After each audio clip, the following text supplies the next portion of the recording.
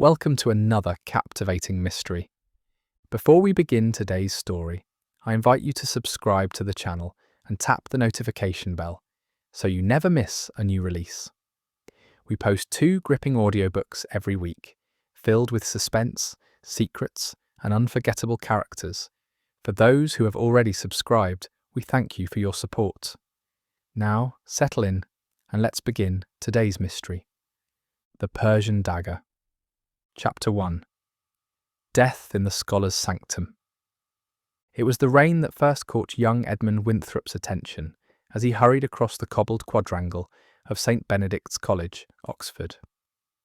The hour was late, just past midnight, and the college was cloaked in a hush broken only by the occasional hoot of an owl and the rustle of wind through ivy. Edmund, an earnest second-year student of Oriental languages, had been up late in the Bodleian Library, poring over Persian texts. He knew he ought to have returned to his rooms earlier, but a rare manuscript had held his attention longer than intended.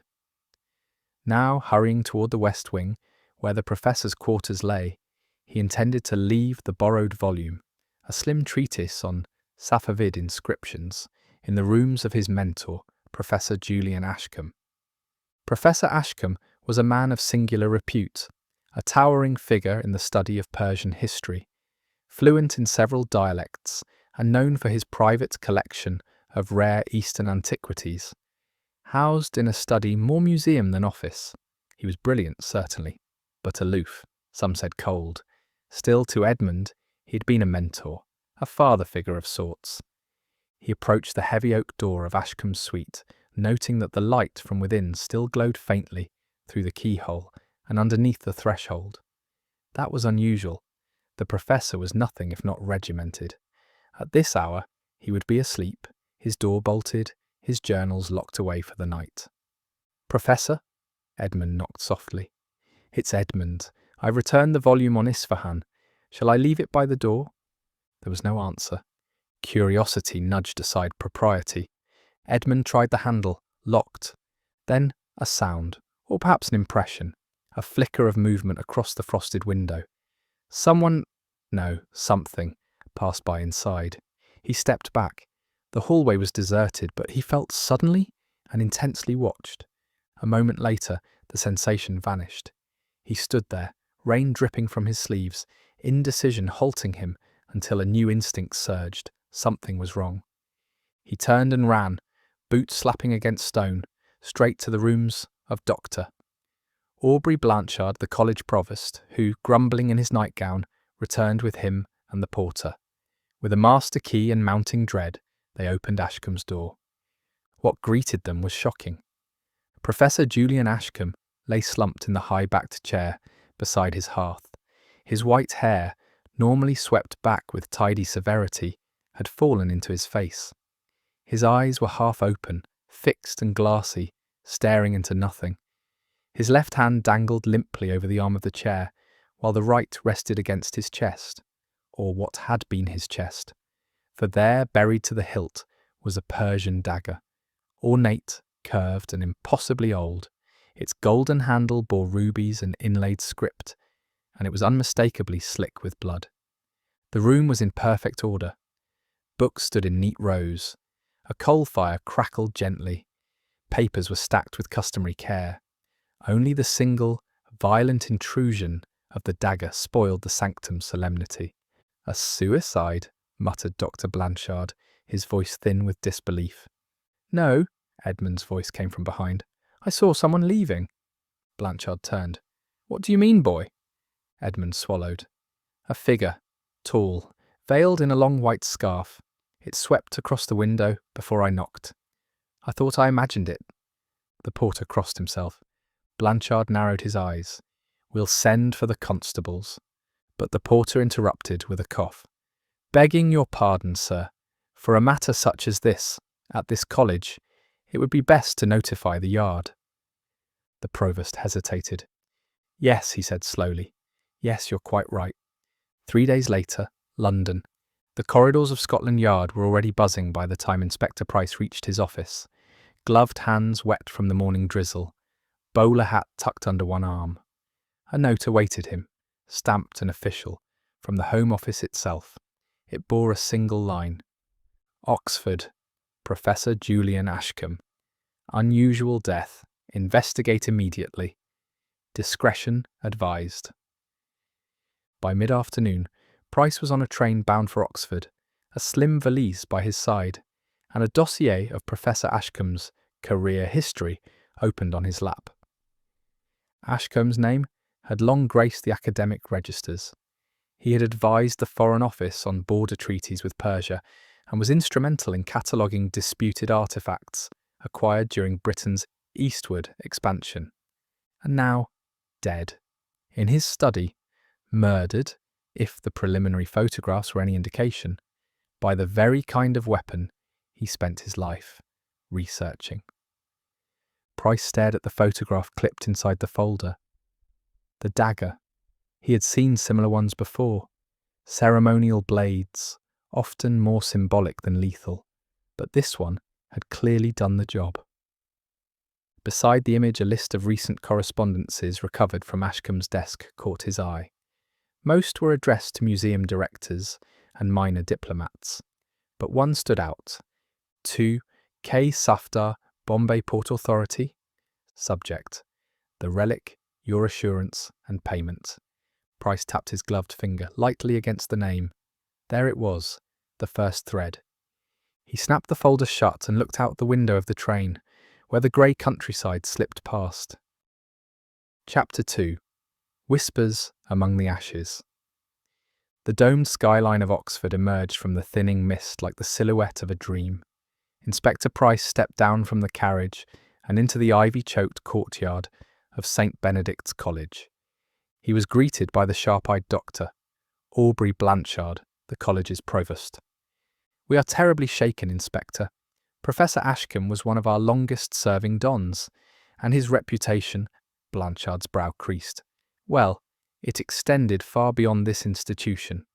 A tragedy of this kind, naturally, we wish it handled with discretion." Price offered a dry nod. "Of course, though my concern, Doctor, is not the preservation of reputation, but the uncovering of truth." Blanchard pressed his lips into a firm line, but said nothing further as he escorted the inspector across the quad, under a covered arch and into the west wing. The air grew cooler, the stones darker.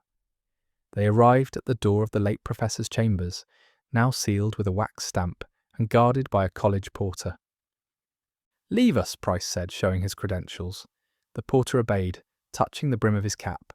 Blanchard produced the key. "We haven't disturbed anything since the first night. Everything is precisely as it was." The lock clicked open, the door creaked. Inspector Price stepped inside. The room had an awkward stillness. The fire in the hearth had long since gone cold. On the far side, the high-backed leather chair stood as it had been described, but now empty, the professor's body removed for post-mortem. The dagger had been catalogued, photographed, and placed into secure custody with the yard. Price stood in the centre, turning slowly. Books filled every available surface, but nothing appeared ransacked. The desk was meticulous. An oil lamp stood untouched. A polished globe glimmered near the window. A locked cabinet of curiosities stood against the far wall, and within it were other daggers, small figurines, and old scrolls.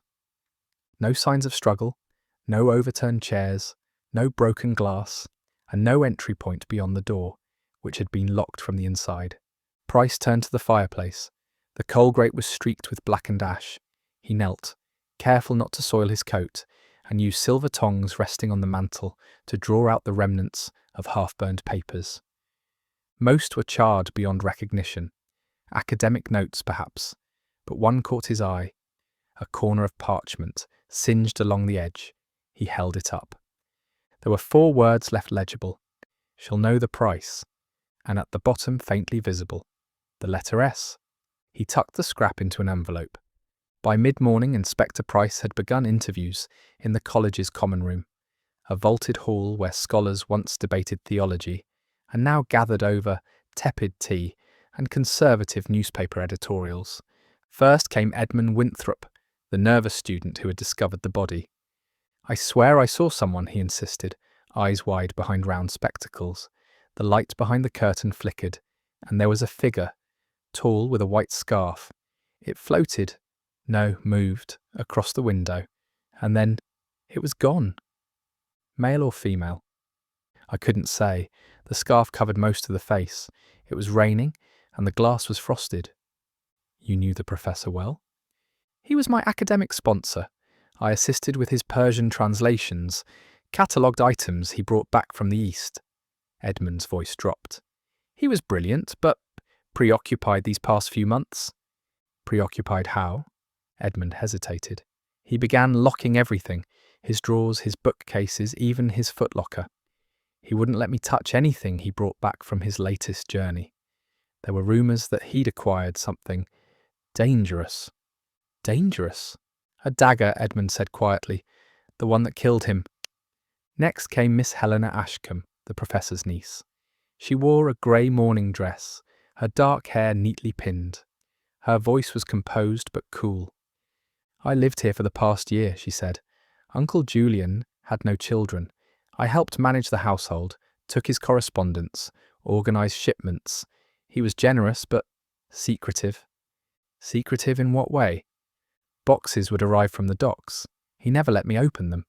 He took meetings late into the night with visitors who spoke no English. Once I overheard an argument in Persian. She hesitated. He told me never to mention it. Did he receive any threatening letters recently? Plenty. Museum men, academics, collectors, they all coveted what he had. But there was one that frightened him. It came from India, I believe. He tore it up before I could see it. Do you know a Karim Safdar? Her eyes widened faintly. I heard the name. Once. He shouted it in his sleep. Finally, Dr. Arthur Malling, a fellow Orientalist and Professor Ashcombe's longtime academic rival. He was obsessed, Malling declared, with barely concealed disdain. Ashcombe believed he could rewrite history. His latest claim, that he found the ceremonial dagger of Prince Khusrau, was outrageous.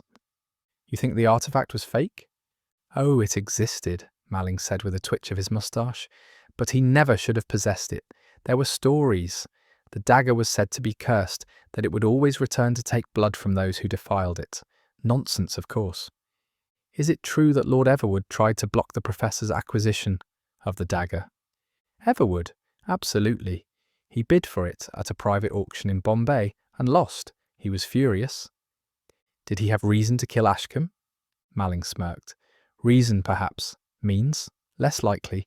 Everwood rarely leaves London these days. Arthritis. And what about you, Professor Malling? Where were you the night of the murder? I was in my quarters across the quad, correcting exams and drinking very dull sherry. By dusk, Inspector Price returned to the study and stood once more before the cold fireplace. The evidence, though sparse, was beginning to form a shape. He walked slowly to the study's cabinet of relics and stared at the empty space where the dagger had once sat. Chapter 3. A Visit to the Oriental Society. On the train ride back from Oxford to London, Price took out his notes and reviewed them again. Julian Ashcombe, murdered in his study by a ceremonial Persian dagger. A mysterious veiled figure, witnessed only in silhouette. A burned message signed S, and a whispered name from Bombay, Karim Safdar. Yet it was the conversation with Dr. Malling that haunted him most. Malling's off-handed remark about Lord Everwood, a collector with both power and motive, rang loud in Price's thoughts. By midday, Price was walking briskly up the steps of the Oriental Society, housed in a dignified Georgian building off Gower Street. Inside, the smell of old parchment, polished wood, and Turkish tobacco hung in the air. A few scholars glanced up from their reading tables as he passed, their expressions curious but guarded. He presented his card at the front desk and asked for Professor Lionel Bevington, the Society's director and a long-standing associate of the late Ashcombe. Within minutes, Price was ushered into a high-ceilinged office, lined with shelves of books written in Arabic, Farsi, Sanskrit, and languages he couldn't begin to identify. At the desk sat a round-faced man with silver whiskers and amber spectacles, Professor Bevington. "Inspector," Bevington said, rising with a firm handshake. "The news of Julian's death was disturbing, to say the least. We may have disagreed on methods, but he was brilliant, irreplaceable. I understand he was a member here for over 2 decades. Indeed, chaired lectures, donated artifacts. But these last few years his work grew more territorial. Ever since his return from the Qajar expedition, 2 years ago, he became obsessed with acquiring what he called royal items, pieces once belonging to ancient Persian dynasties. Do you recall anything about a ceremonial dagger?" Bevington inhaled deeply, then opened a drawer and retrieved a slim folder. Inside was a copy of a letter. "Julian wrote to me last autumn. He claimed to have secured a piece of unmatched historical and spiritual significance, a dagger once belonging to Prince Khusrau Mirza, the second son of Shah Abbas I, supposedly gifted during a diplomatic mission to Mughal India in the 1600s. That dagger, legend says, vanished after the prince's exile. Some claim it carried a curse. One who steals its glory shall be pierced by his own ambition." "Did he say where he obtained it?" "No, he did not, but the timing coincides with his last trip to Bombay. That much is certain." "And what of Lord Everwood?" Bevington's eyes narrowed. "Now there's a name I'd hoped to avoid." Lord Theodore Everwood was not a man often refused. He had built his fortune in Indian rail contracts and had since converted it into a reputation, one of art patronage, scholarly endowments, and acquisitions both prestigious and, some said, questionably obtained. It was nearly evening when Price arrived at Everwood House, a stone manor in Kensington surrounded by wrought-iron fencing and the silent confidence of wealth. A butler, visibly displeased, admitted him, after some prodding, and guided him through a long gallery of tapestries, spears, manuscripts, and stuffed panthers. At the end of this corridor sat Lord Everwood himself, wrapped in a shawl, seated beneath a gilt portrait of himself in colonial uniform. His hands, though visibly arthritic, held a brandy snifter with unshaken precision. "I assume you're not here to admire the textiles?" Everwood said, in a voice both refined and sharp. "So, what has that pompous corpse, Ashcombe, dragged you into?" "I'm investigating his death. Let me save you the trouble. It was suicide. He was always melodramatic, likely wanted to be found with his beloved relic. Very poetic." "You were aware of the dagger?" "Of course I was aware," Everwood snapped. "It was meant to be mine." Price raised a brow. "I offered twice the bid, and yet somehow he convinced the Bombay liaison to hand it over to him instead. A forgery of documents, I assume." "Typical Ashcombe, always scheming, always hiding behind academia. Do you know a Karim Safdar?" Everwood paused. "That is a name I haven't heard in years. A port official. Worked in antique inspections. I believe he once smuggled a Gwalior sword for Ashcombe under false customs declarations, but I couldn't prove it." "Did you threaten Ashcombe?" Everwood laughed bitterly. "Inspector, I'm a crippled man with gout. Do I look like someone who can climb Oxford stone stairs and stab a man in the heart with a £3 dagger?" Price remained expressionless. "No, but you could pay someone who could." Everwood's eyes narrowed, but he said nothing more. As Price left Everwood House, he noted something curious. On the drawing-room table lay a portfolio of personal correspondence. The top envelope had been opened hastily, the handwriting unmistakably foreign, the paper marked with a seal bearing a crescent and sword, a letter from Bombay. The final visit of the day took Price to the British Museum, where he requested access to their private archives. There a scholar named Miss Clara Melbury, tall, raven-haired, and wearing horn-rimmed spectacles, assisted him. "The dagger, yes," she said, leading him down a long corridor. "We were offered a chance to catalogue it. Ashcombe brought it to us months ago for assessment. I only glimpsed it once." "Can you describe it?" "Curved blade, steel of unusual make. The hilt was gold, inlaid with Arabic script, though closer to Persian calligraphy. A prayer, I believe, and it had a single blood-red ruby embedded in the pommel." "Did Ashcombe ever explain how he acquired it?" She hesitated. He said it was a gift, but never said from whom. I think he feared what would happen if others knew. Why? Because the dagger's origin is tied to a massacre in the Indian court of Awadh during the East India Company's consolidation. A rumour exists that the dagger disappeared during that night. Some believe it was stolen by a traitor. Others say it was smuggled into Bombay, hidden by a family of scholars. Price stilled. And this family, he asked carefully, does the name Safdar mean anything to you? Clara looked up sharply. Karim Safdar? Yes. He once lectured here, a brilliant historian, until his residency was revoked. The committee accused him of falsifying artifact records. Falsifying to help Ashcombe? Perhaps. Or perhaps he was betrayed by him.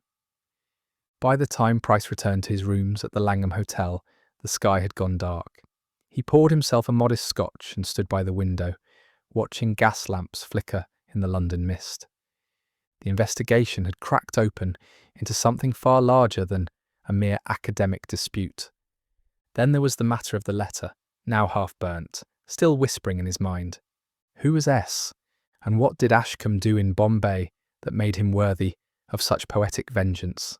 Inspector Price stared into the city's murk and made his decision.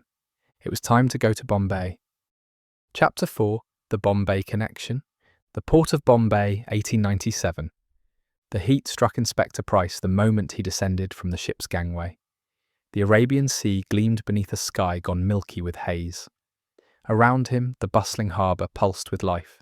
Stevedores shouting in a tangle of Marathi and Gujarati, British soldiers smoking idly near crates of munitions, and Indian merchants hawking copper urns, fresh mangoes, and English biscuits from hand-pulled carts.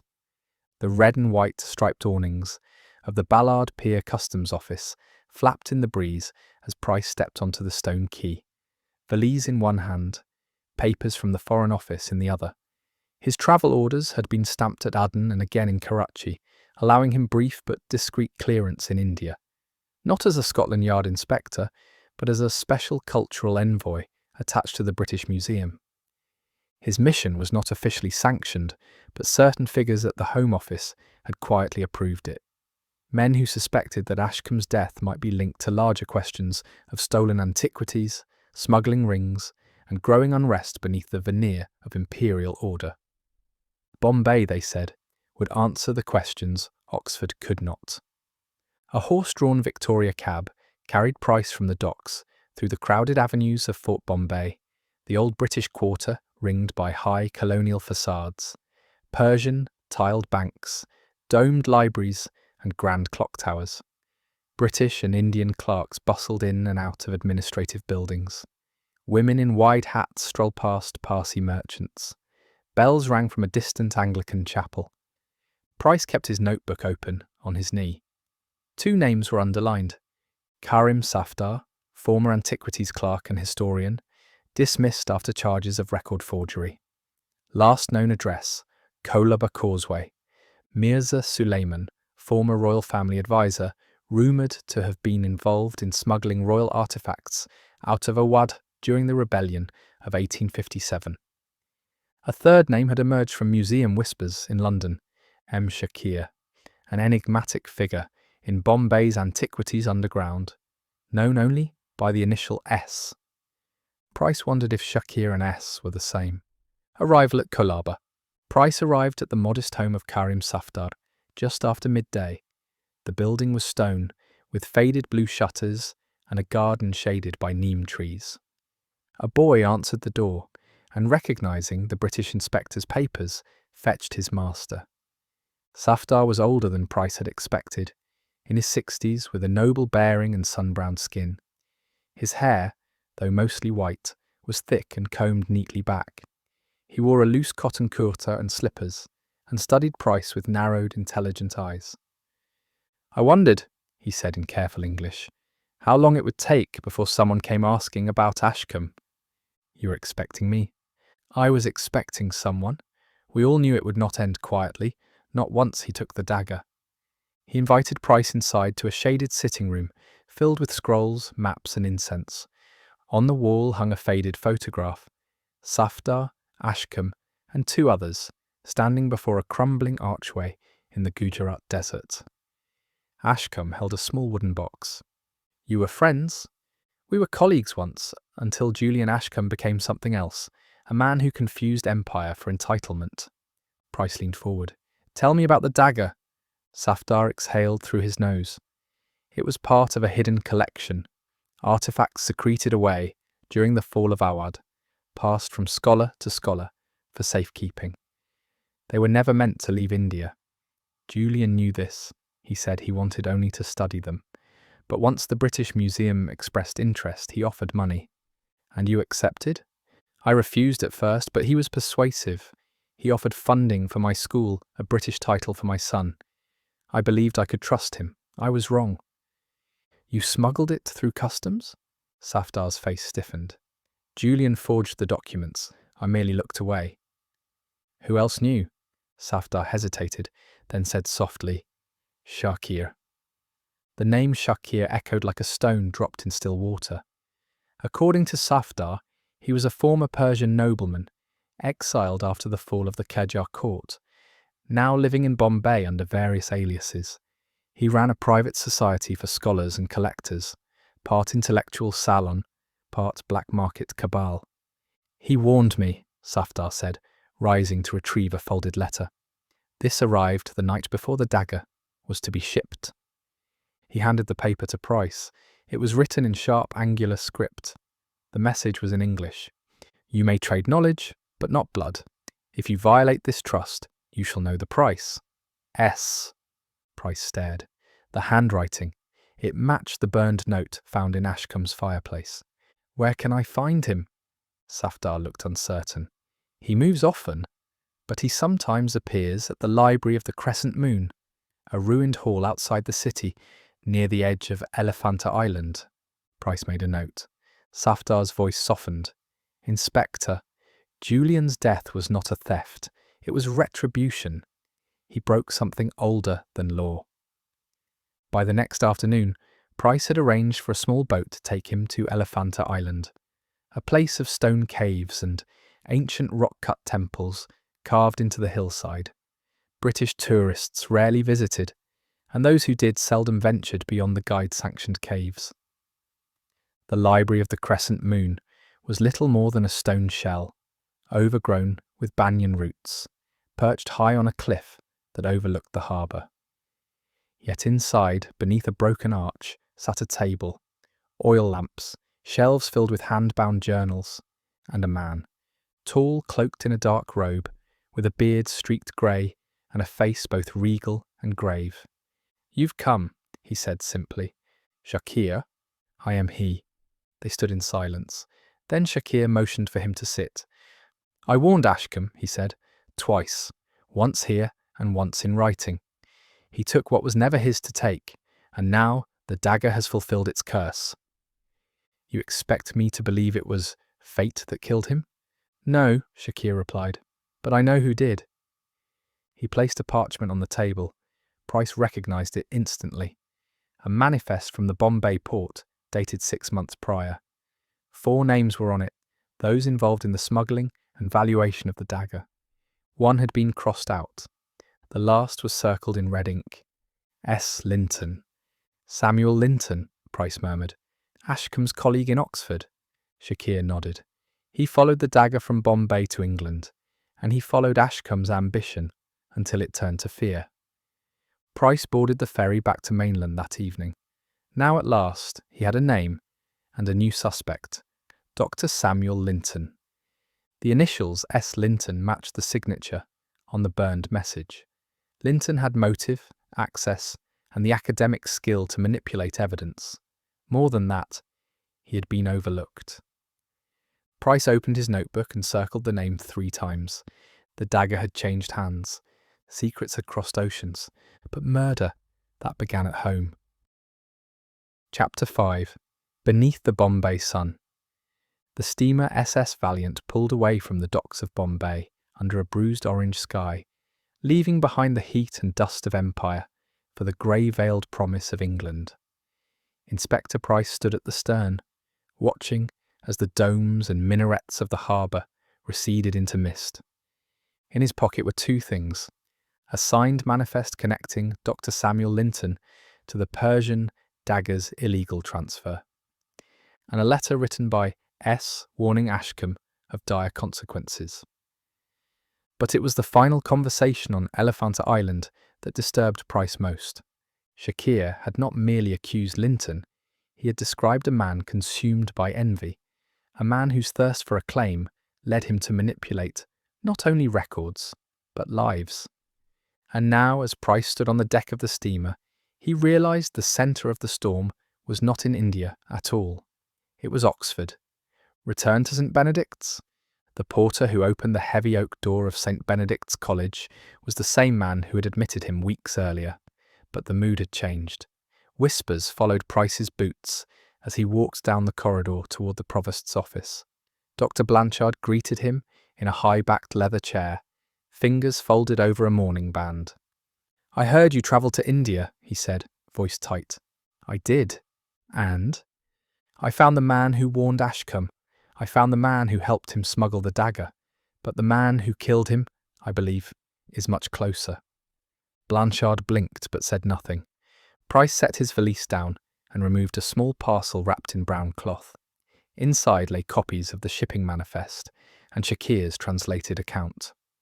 "I need to speak with Dr. Samuel Linton, privately," Blanchard exhaled. "Linton's been unsettled. Since Ashcombe's death, he's taken leave from most of his duties.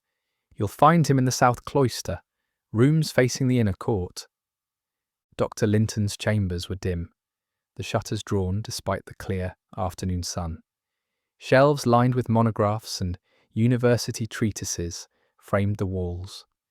A half-drunk glass of sherry stood on the mantel.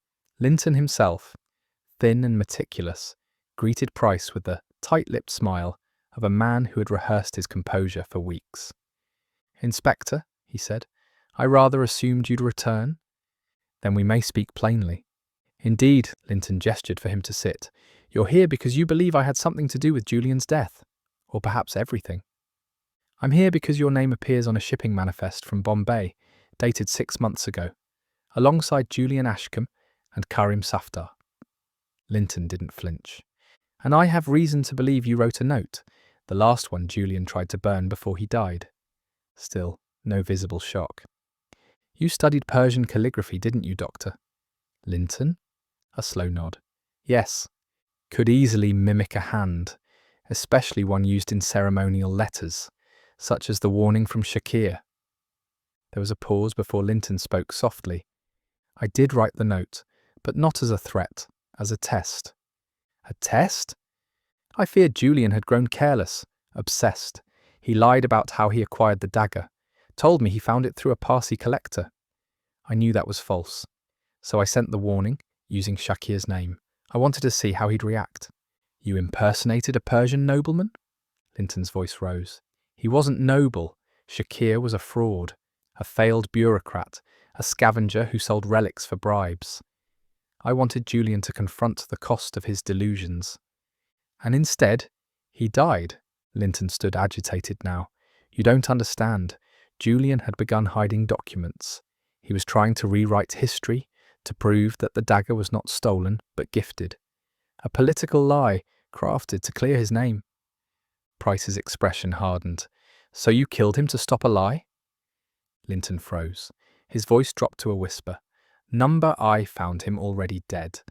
Linton poured himself a measure of sherry, his hands trembling slightly. He did not offer Price a glass. "I went to his rooms that night," he said, "after lights out.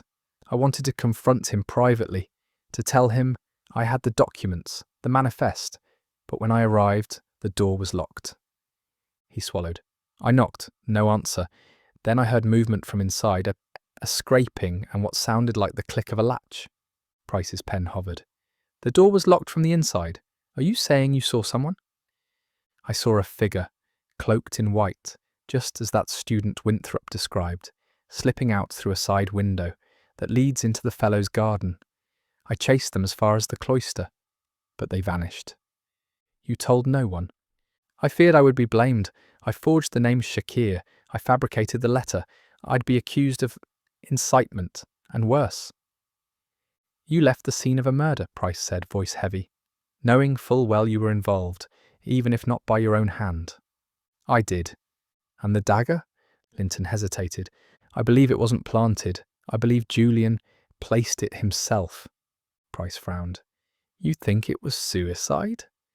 No, Linton whispered, but I think he knew who was coming, and he chose to meet them like a king facing execution. That night, Price walked again through Ashcombe's rooms. He retrieved the surviving letters, catalogues, and receipts from Ashcombe's locked drawers, items now in evidence storage. One in particular caught his eye, a diary bound in red leather. The final entry, written just a day before his death, read, "A man from the past has returned. He claims the dagger was stolen from his grandfather's grave. I had believed it belonged to history. Now I see it belongs to blood. He says he will return for it on the night of the crescent moon." Price checked his notes. The night of the murder was the night of the crescent moon.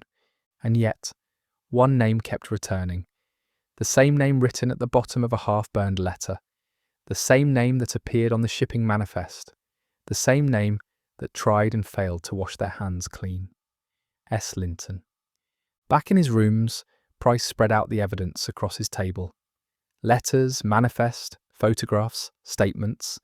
There was no ghost, no Persian curse, only ambition, deception, and a careful plan. Price now believed this. Linton forged the threatening letter, but may have also used it to cover up something more sinister. The veiled figure may have been real, but was likely known to the professor, someone he let in willingly, and someone had manipulated the illusion of a curse to mask a very real, very personal murder. He picked up a final note from the coroner's report. The angle of the dagger's entry was upward, suggesting a seated victim and a standing attacker, which meant Julian did not stab himself. Someone was close enough to look him in the eyes. Chapter 6. A Murder Recreated. Evening bells tolled softly across St. Benedict's quadrangle, and the students moved with hushed steps, muffled scarves, and eyes lowered. The death of Professor Ashcombe still lingered like a stain on the college's marble reputation. Inside the old West Wing, Inspector Harold Price stood alone in the late professor's study, the curtains drawn, the room cloaked in shadow. The fire crackled softly in the hearth. On the table lay a precise replica of the Persian dagger, borrowed from the British Museum's training collection. Its curve gleamed with reflected firelight, though its edge was dulled and its gold filigree worn. This room had seen murder, but tonight it would serve a different purpose: revelation. Price adjusted the high-backed leather chair to match the position recorded in the crime scene sketches. He glanced over the papers, and relics returned to the desk, arranged as they had been found. The door opened softly. Dr. Aubrey Blanchard entered, followed by Miss Helena Ashcombe, Edmund Winthrop, Dr. Samuel Linton, and two additional dons whose names had been peripherally mentioned during the investigation. Price had summoned them all with careful language, the final findings in the matter of Professor Ashcombe's death. Blanchard cleared his throat. "Inspector, what is this about?" "A demonstration," Price replied, "and an opportunity for truth." The group shifted uneasily. He gestured to the chair. Julian Ashcombe died here, impaled by a dagger of immense historical value. Some called it suicide. Others called it revenge. I believe it was neither. I believe it was theatrical murder, staged to resemble a curse, meant to mislead. He picked up the replica blade. "Let me show you how." Inspector Price stood behind the professor's chair, dagger in hand. When Ashcombe was found, the dagger was embedded at an upward angle, through the ribs, no sign of a struggle. That tells us two things. He knew his killer, and he was seated when the blow was struck. He demonstrated, holding the blade above the chair's back. For someone to stab from this angle, they'd need to be standing at close range, behind or to the side, and unthreatening. The room was silent. "Now observe the mechanism here." Price stepped aside and gestured to a small hidden latch inside the cabinet, beside the fireplace. A rigged contraption, discovered after closer inspection. A thin silk thread was attached from the dagger's hilt to this latch, which could release it with a slight pull. The cabinet had been altered expertly. He pulled the thread gently, and the dagger dropped, its point thudding harmlessly into a folded cloth on the chair. Gasps echoed. "It's a trick," Price said. "A murder staged as myth, one meant to evoke the curse, and someone with knowledge of Persian ceremony, mechanical precision, and access to both Ashcombe's trust and his study did it." He looked around the room. Someone who forged a letter in Shakir's hand. Someone who was present that night, yet kept their silence. Someone who had motive, skill, and opportunity. All eyes turned to Dr. Linton, who stood stiffly, the blood having drained from his face. "You have no proof," he said tightly. But Price lifted a folder from his valise. "Actually, I have several pieces." "One," Price began, laying the pages on the table. "The shipping manifest from Bombay, with your name as the final recipient of the dagger. It was hidden behind a false drawer in Ashcombe's desk, a drawer you had access to. 2. The forged letter, written in the stylized Persian script associated with Shakir. A handwriting expert has matched it to your annotations in the Bodleian's interlinear catalogues. 3. The mechanical rig, a setup that required someone with both engineering familiarity and intimate knowledge of this room's layout. You, Dr. Linton, spent hours here during your collaborative work with Ashcombe." Linton's lips pressed into a thin line. "But most of all, a journal entry found in Ashcombe's private diary, written the night before his death. It reads, 'Samuel returns tonight with the final accusation. I shall face him not as a thief, but as a scholar unashamed.'" Price let the words settle in the room. "You killed him, Dr. Linton, out of envy, out of rage, or perhaps a twisted sense of righteousness. You forged the curse, you crafted the murder, and then you hid in the very academic halls you so carefully poisoned." Linton's breath caught. "He was corrupt," he said suddenly. "He stole what wasn't his. He made a mockery of our profession. He wanted glory, not truth."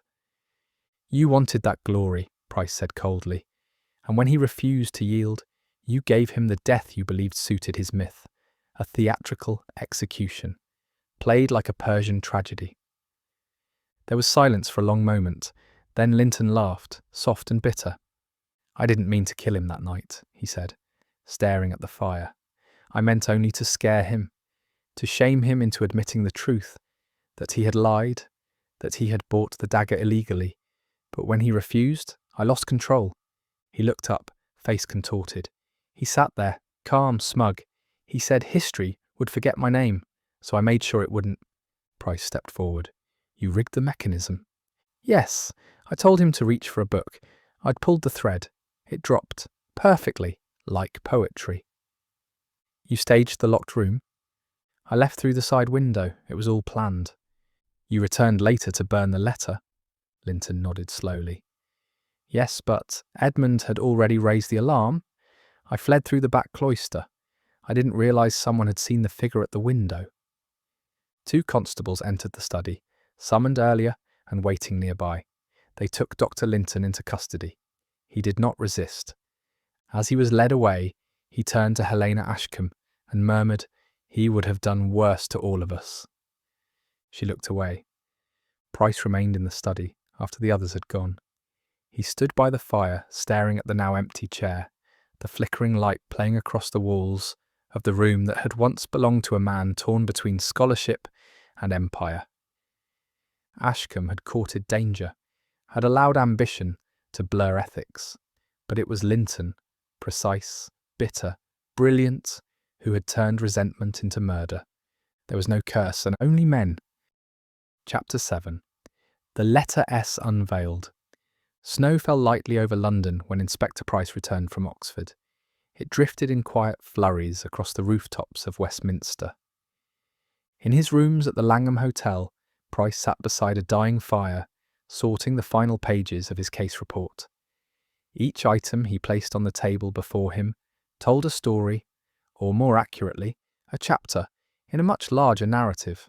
The forged letter, bearing the ominous signature S, the shipping manifest linking Ashcombe and Linton to Bombay, the mechanical rigging in Ashcombe's study, now disassembled, the confession scrawled hastily in Linton's own hand, retrieved from his chambers after arrest, and lastly, a simple journal entry, now well worn and fragile. He who claims knowledge must wear the blade of truth across his heart. S returns tonight. Let it end not in denial, but in clarity. Professor Julian Ashcombe had known what was coming, perhaps not the precise hour or the final treachery, but certainly the reckoning. He had opened the door to his killer, sat calmly at his desk, and chosen to face death not as a victim, but as a man caught between two worlds. The aftermath. Dr. Samuel Linton was taken into custody by Thames Division constables and charged with premeditated murder. His trial, conducted behind closed doors, under heavy academic and political pressure, was not publicised. The Home Office had no desire for scandal. In the end, he was sentenced to life imprisonment, his tenure revoked, his name stricken from the rolls of St. Benedict's College. But there were rumours that certain files were sealed, that correspondence between Ashcombe and the India office had been destroyed before they could be reviewed. Inspector Price, experienced in the quiet erasure of uncomfortable truths, did not press further. He had solved the murder, a return to the East. 1 week later, a letter arrived for Price, written in firm Persian calligraphy and bearing a wax seal with a crescent and star. It had no return address. Inside was a single line, written in perfect English. History will never forget what it chooses to bury. Shakir. Enclosed was a photograph, an old image, sepia-toned, of 4 men standing amid ruins, Ashcombe, Safdar, Shakir, and Linton, each smiling, each unaware of what time would make of them. Price placed the letter into his files and closed the folder. Later that month, on a quiet morning along the Thames embankment, Inspector Price stood alone beneath a wrought-iron lamp-post, watching the waters ripple past. Beside him appeared Miss Helena Ashcombe, her black mourning veil trailing slightly in the wind. "He loved his work," she said softly. "I believe he did. He also loved secrets." Price didn't reply immediately. He looked out at the water. "In the end," he said, "the dagger was never about the curse. It was about the past, a past too many men tried to rewrite." "Was it ever real, do you think?" she asked. "The curse?" He thought for a long moment. "No," he said finally. "Not the curse, but the guilt, the hunger, the betrayal. That was very real." She nodded, turned, and left without another word. A final entry. That evening, in the quiet of his study, Inspector Price added a final note to the case file. "This case reveals the quiet war beneath empire, fought not on battlefields, but in archives and salons. Ashcombe died for prestige, Linton killed for relevance. Neither understood that knowledge, like power, cannot be stolen without consequence. The Persian dagger did not curse them. They cursed themselves." He closed the file and sealed it. Then, rising from his chair, he extinguished the lamp and opened the window to let the cold air in. The end.